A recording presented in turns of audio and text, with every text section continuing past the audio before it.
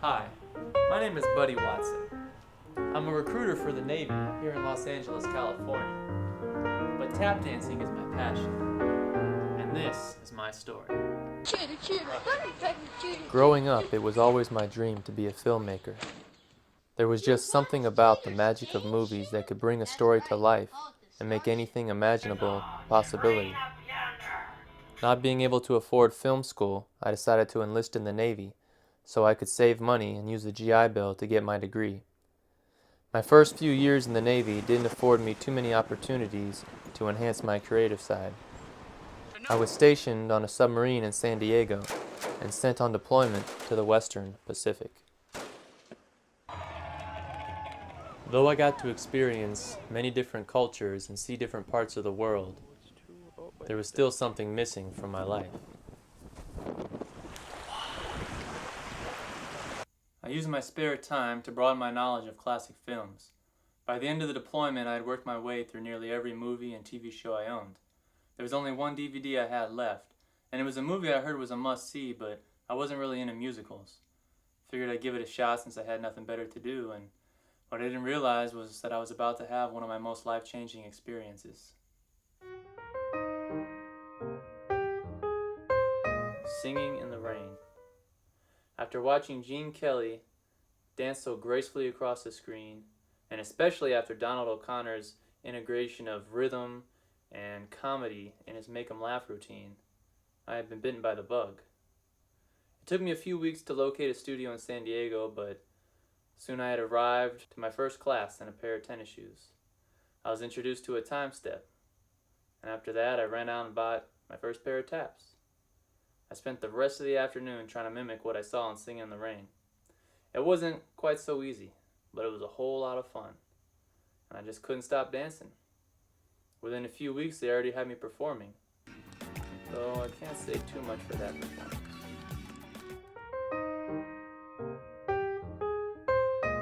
The journey hasn't been exactly smooth sailing. There have been several obstacles trying to follow my passion as a filmmaker and tap dancer while meeting the demands of being a sailor in the United States Navy. I had to be creative and sneak in workouts so as not to get caught and yelled at.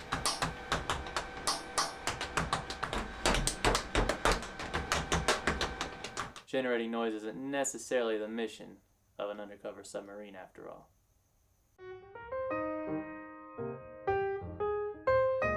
I underwent a lot of ridicule from my shipmates, especially my supervisors. They didn't see tap dancing as something very professional, especially on board a Navy vessel. But I would be confined for up to 6 months at a time, and well, when you gotta dance, you gotta dance.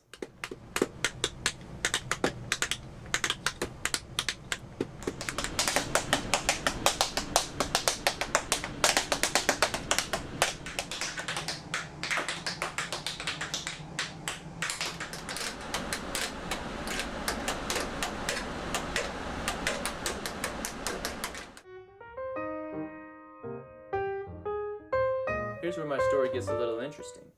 Before leaving on my last deployment, I had moved out of my apartment, so when I came back, I no longer had a place to live. Since I had a whole month where I only needed to show up to work maybe once a week, I decided to take the opportunity and see how dedicated I was to tap dancing and if it was what I really wanted to do with my life. So I decided to move into my car and try my hand at street performing, or my feet rather. While walking around that first night, I came across some guys playing the drums to the radio. One guy was named Zach, he was from New Orleans. Another guy, Mark, he was from New Jersey. I asked if they'd ever heard of tap dancing or were familiar with it, and Zach, being from New Orleans, said he had witnessed street performing all the time. I told him I had been dancing for a little while and asked if I could step in with them. They didn't seem too keen at first, but after a while, people started gathering around and they were actually dropping money. I ended up staying with them the whole night and we made about $30 or so. I let them keep all the money because they seemed to need a lot more than I did, but they insisted that I come back and dance with them again. I performed with them probably about 4 nights a week for the rest of the month, and they welcomed me in as a family. They insisted that I take at least a portion of the tips, and I actually got to the point where I could eat off of the money I made tap dancing on the streets. I took that experience and I branched out to local restaurants. I performed with local jazz and blues musicians in the area, and there was one guy in particular named Tomcat Courtney. He used to be a tap dancer for the Barnum Bailey Circus back in the 30s and 40s. And every once in a while, I'd get him to step in with me when his ankles weren't feeling too bad. He gave me a lot of valuable lessons on the history of tap dancing and what it was like to be a street performer way back in the day. I grew to like performing so much that I put together my own song and dance routine and performed for a local nursing home in the area. That carefree life of freedom and friendship is something that I will treasure forever. And nowadays, whenever I perform, I just look back at where it all began and I can't help but to smile. Once I had to work normal duty on the sub again, I had to find a more normal means of living. Luckily, a room was going for rent above the tap studio, and I was able to use the studio whenever class wasn't going on. Having all that space to move around gave me the ability to work on new steps and incorporate things like slides.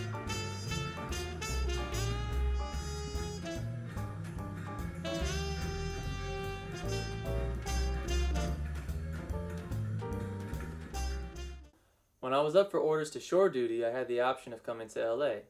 In San Diego, after only 2 years of tapping, I felt like I had peaked. But once I moved up here, it was back to square one again. Having such a circle of talent around me has really kept me on my toes, striving to get better and better. And because of things like the Monday Night Tap experience, I've even gotten to share my style with others and get valuable feedback on teaching.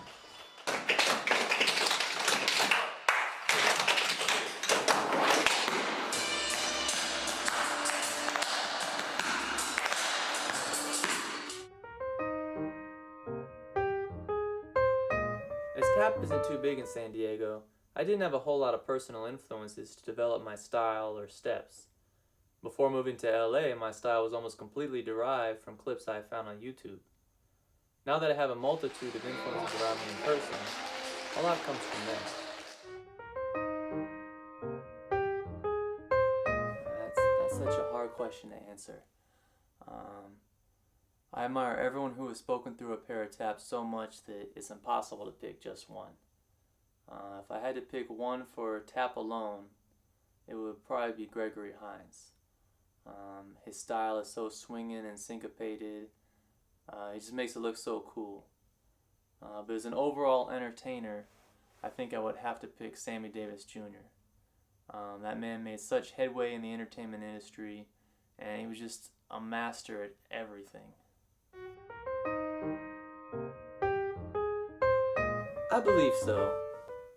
They seem to enjoy the videos I make for them, and every time we visit each other, they want to see me tap a little bit. It's hard to gauge living so far away from them, but they've always been supportive of everything I do.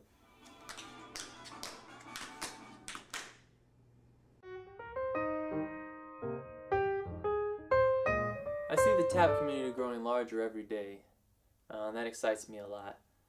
There's more tap in Broadway shows, tap is incorporated in film a lot more, and there's more impromptu performances at restaurants and nightclubs. People are even experimenting with tap with new styles of music that are coming out. So it looks very good. As long as the history of tap does not get lost in the resurgence, the future of tap is very bright indeed. Man, I love tap for so many reasons. For one, it just makes me feel good. It's an unhindered means of self-expression, whether I can use it in conversation with someone else or just to release the stresses of everyday life. But also, I see tap as a means to world peace. Once you're bitten by the tap bug, fire burns in your soul, and you just can't help but to share that love with everyone else. Even people who ridicule the art with the mockery of foot shuffling can't do so without a smile emerging on their face. Tap is love. It's love for yourself, it's love for the world and all the people in it. If everyone knew how to express themselves with the rhythms of their soul and some body motion, there would be no reason for war. You just say, "You got a problem with what I believe? Alright. Challenge!" Well, thank you for taking the time to listen to my story and my thoughts on tap. All this has got me kind of excited, and I think I need to get to some wood. So, in the words of a great man, keep it on the cargo, baby.